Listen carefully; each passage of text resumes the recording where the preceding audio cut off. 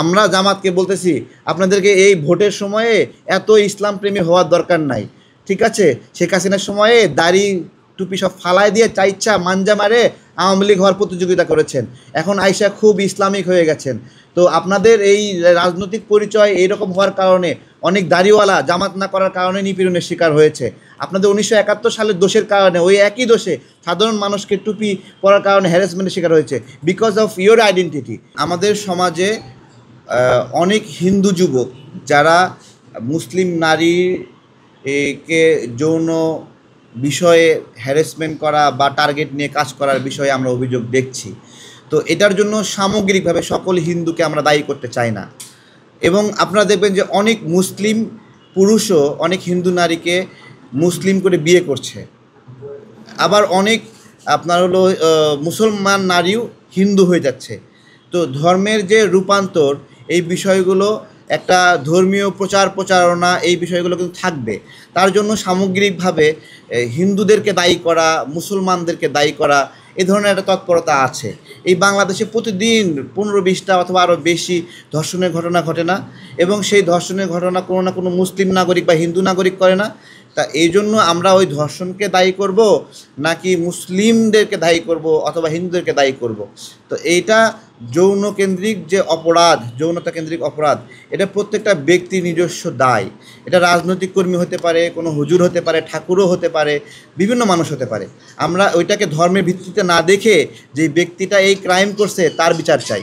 জি, ইসলাম তো শান্তির ধর্মই, কিন্তু ইসলামকে যখন রাজনৈতিকভাবে ব্যবহার করছে, সেই রাজনৈতিকভাবে ব্যবহার করা যে সংগঠন, সেটা তো একটা ইউনাইটেড সংগঠন না, এটা বিভিন্ন সংগঠন। যেই কারণেই এটা ওই শান্তির জায়গাতে থাকছে না। অনেকগুলো আইডেন্টিটি, সবাই বলছে আমি একমাত্র ইসলামের পথে আছি, এবং সে আর বাকিদেরকে বাতিল ঘোষণা করে।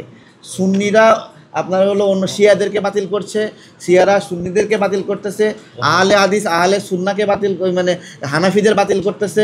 এরকম বিভিন্ন ধরনের বাতিল করার আছে, সবাই নিজেকে সেরা বলছে। এখানেই দ্বন্দ্বটা। আল্লাহ রাসূল বলছিলেন আমার উম্মত বিভিন্ন গোত্রে বিভক্ত হবে, যাতে তারা নিজেদের পরিচয় দিতে পারে। এটাকে স্বীকার করতে হবে, এই ভাগগুলো থাকবে।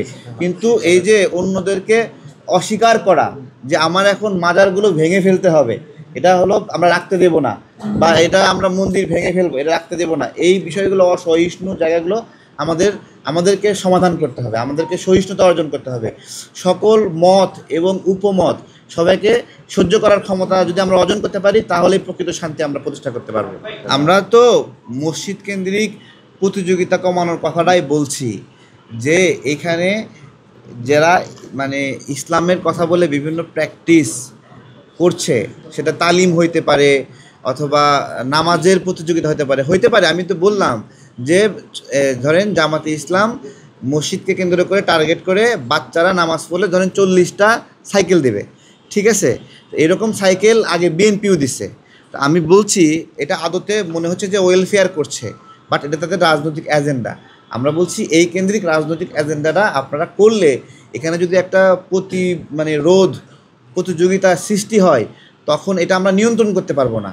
নামাজের জায়গাটাতে ফোঁটা ফোঁটা রক্ত পড়বে, যখন মসজিদের টাইলসে রক্ত পড়ার ছবি দেখি কেমন লাগে আমাদের? যখন কাকরাইল মসজিদে দুই পক্ষ হামলা হয়েছিল, একজন আরেকজনের মাথা ফেটে দিচ্ছিল, কেমন লাগছে আমাদের? আমরা সেটাই সতর্ক করছি। আপনারা যেটাকে আমরা প্রাইমারি লেভেলে আছি এখন, এই প্রাইমারি লেভেলে সতর্ক করছি যে আপনারা এটা থামান। আপনারা প্রত্যেকের নিজস্ব পার্টি অফিস আছে না, জামাত ইসলামের বিএনপির পার্টি অফিস আছে, আপনারা সেখানে করেন। ধান কেটে বড় করে প্যান্ডেল বানান আপনারা, সেখানে আপনারা আপনাদের প্রজেশন মিটিং করেন। বাট এটা মসজিদকে আপনারা কেন্দ্র করে করেন না। যে কেউ যদি ভালোবাসে, সে জামাতে ইসলামের অফিসে গিয়ে জামাতে ইসলাম যেইভাবে কোরআন শিখে, সেটা ভুল হোক শুদ্ধ হোক, ওইটাই শিখবে, ঠিক আছে? আর যে মনে করবে যে আলেমের কাছে কোরআন শিখবে, সে মাদ্রাসায় যাবে, সে ওই আপনার হলো মক্তবে যাবে। তো এইটা হলো আমাদের স্বাভাবিক অনুরোধ। প্রাথমিকভাবে আমরা আরও বড় কর্মসূচি হাতে নেব, দরকার হলে। আমরা এটা কোনোভাবেই মসজিদ কেন্দ্রিক রাজনৈতিক প্রতিযোগিতা এবং সংঘাত আমরা হতে দেব না। এখানে বড় বড় মিছিল করবে যে বিএনপি জামাতের উপর হামলা করছে মসজিদে ইসলামের কাজ করতেছিল দেখে। আমরা জামাতকে বলতেছি আপনাদেরকে এই ভোটের সময়ে এত ইসলাম প্রেমী হওয়ার দরকার নাই। ঠিক আছে, শেখ হাসিনার সময়ে দাড়ি টুপি সব ফালায় দিয়ে চাইচ্ছা মাঞ্জা মারে আওয়ামী লীগ হওয়ার প্রতিযোগিতা করেছেন, এখন আইসা খুব ইসলামিক হয়ে গেছেন। তো আপনাদের এই রাজনৈতিক পরিচয় এইরকম হওয়ার কারণে অনেক দাড়িওয়ালা জামাত না করার কারণে নিপীড়নের শিকার হয়েছে। আপনাদের 1971 সালের দোষের কারণে, ওই একই দোষে সাধারণ মানুষকে টুপি পরার কারণে হ্যারাসমেন্টের শিকার হয়েছে, বিকজ অফ ইয়োর আইডেন্টিটি। এবং আপনারা ঠিকই আপনাদের পরিচয় লুকায়ে আওয়ামী লীগের সঙ্গে মিশে গেছেন, কিন্তু সাধারণ মানুষ তার টুপিটা ফেলতে পারে নাই, সাধারণ মানুষ তার দাড়িটা ফেলতে পারে নাই। আবরার ফাহাদ সে শিবির না হওয়া সত্ত্বেও শিবির ট্যাগিং দেম মরতে হয়েছে, বিকজ আপনারা হলো শিবিরের নিজস্ব কোনো আইডেন্টিটি ছিল না। সাধারণ শিবির ঠিকই ছাত্রলীগের সঙ্গে মিশে গেছে, কিন্তু সাধারণ নাগরিক যারা ইসলামকে প্র্যাকটিস করতে চাইছে মনে প্রাণে, তারা কিন্তু সরল মনেই ছিল যে আমি তো শিবির করি না, কিন্তু তাকেই মরতে হয়েছে এখানে। আমরা ওই মারাটাকে জাস্টিফাই করতেছি না, আমরা একটা ফ্যাক্ট বুঝাচ্ছি যে গোপনে রং পরিচয় লুকায়ে রাজনীতি করলে সাধারণ নাগরিকরা ওই লুকানো রাজনীতির কারণে কী ক্ষতি হয় সেটাই আমরা বলছি এখন।